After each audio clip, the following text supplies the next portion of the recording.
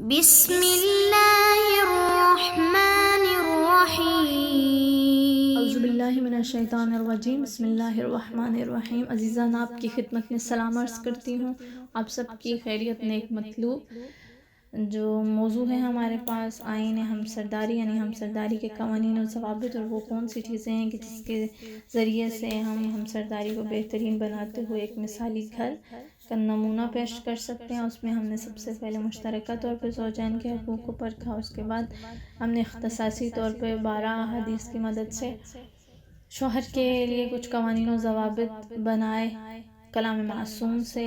اس کے بعد ہم باب دوم کی طرف بڑھے۔ باب دوم میں ہم نے زوجہ کے حقوق کی بررسی کی ہے، جس میں سے آج ہمارا 8واں درس ہے۔ 8ویں درس میں جو ہم حد بندی کریں گے زوجہ کے لیے، اس میں سب سے پہلے کیا ہے کہ عورت کے لیے جائز نہیں ہے کہ وہ اپنی شوہر کی توانائی سے زیادہ اسے مجبور کرے، یعنی جس قدر کی توانائی، جس قدر اس کا شوہر، آپ اس کو بہت سارے موارد میں دیکھ سکتے ہیں، خرچے کے اعتبار سے بھی دیکھیں، خواہشات کے اعتبار سے بھی دیکھیں، تو یعنی جس قدر آپ کے شوہر میں توانائی ہے، آپ اس سے زیادہ اسے مجبور نہ کریں۔ یعنی اگر وہ آپ کی کوئی ضروریات، ایسی ضروریات جو وہ آپ سمجھتی ہیں کہ وہ پورا کر سکتا ہے، تو آپ ضرور ان سے کہیں کہ آپ ان کی ذمہ داری ہیں۔ لیکن اگر آپ جانتے ہیں کہ آپ کے شوہر کی آمدنی کیا ہے اور اخراجات کس طرح سے وہ پرداخت کر سکتے ہیں، تو اس اعتبار سے آپ کے لیے جائز نہیں ہے کہ آپ انہیں بیجا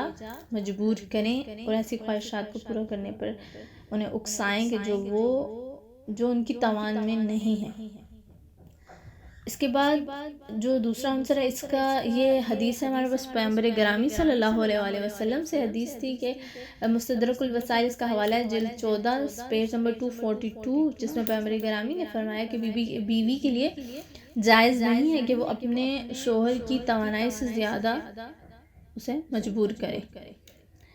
اب دوسرا عنصر جو ضروری ہے وہ ہے مہمان جو گھر میں آئے وہ شوہر کی اجازت سے آنے چاہیے۔ یہاں پر ہمارے پاس حدیث ہے پیغمبر گرامی صلی اللہ علیہ وآلہ وسلم سے، اور اس کا حوالہ ہے بہار الانوار جلد 76 اور پیج نمبر ہے 348، جو پیغمبر فرماتے ہیں، لوگوں تمہاری عورتیں تم پر حق رکھتی ہیں اور تم بھی ان پر حق رکھتے ہو۔ تمہارا حق یہ ہے کہ جس شخص سے تمہاری رضایت نہ ہو، یعنی کوئی بھی ایسا شخص جس سے تم راضی نہ ہو، بیوی کو چاہیے کہ وہ اسے تمہاری اجازت کے بغیر گھر پر مہمان نہ بنائے۔ یعنی شوہر کی اجازت بہت ضروری ہے۔ کوئی ایسا مہمان آ رہا ہے کہ جس کے متعلق آپ جانتے ہیں کہ شوہر راضی ہوگا اگر وہ ہمارے گھر آتا ہے، ان کے ساتھ ہمارے تعلقات اچھے ہیں یا جو بھی بات ہے، تو وہاں پر تو اجازت اور اس کی ضرورت نہیں ہوتی۔ لیکن کوئی ایسا شخص ہے کہ آپ جانتے ہیں کہ آپ کا شوہر اس سے ناراضی ہے اور ناراحت ہوگا اس کے آنے پر، تو وہ شوہر کی اجازت کے بغیر اس کو دعوت پر مدعو نہ کیا جائے۔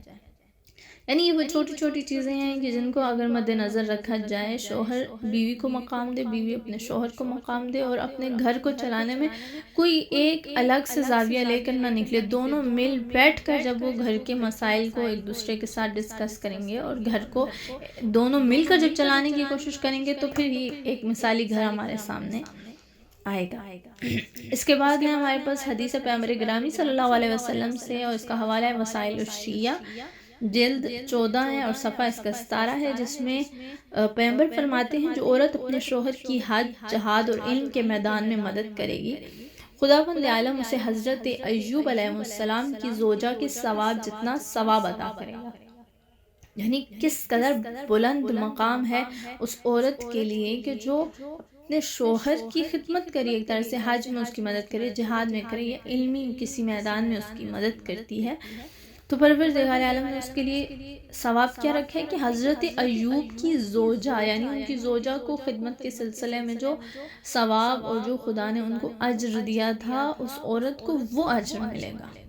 خوش نصیب کس قدر شوہر کی خدمت یا شوہر کی کسی بھی طریقے سے کمک کرنا، مدد کرنا آپ کو کتنے بلند درجات کی طرف لے کر جا رہا ہے۔ یعنی آپ کا درجہ کس قدر بلند ہو رہا ہے کہ ایک نبی کی بیوی کے مقابل میں آپ کو ثواب مل رہا ہے، یعنی اس قدر ضرورت ہے۔ بس یہ کچھ وہ عناصر تھے جو آج بیان کیے گئے جن کے ذریعے سے بیوی مثالی کردار ادا کر سکتی ہے ایک مثالی گھر کو بنانے میں۔ انشاءاللہ کہ آج کا درس آپ کے لیے مفید ثابت ہوا ہوگا، اور دعاؤں میں یاد رکھیے گا۔ والسلام ورحمۃ اللہ وبرکاتہ۔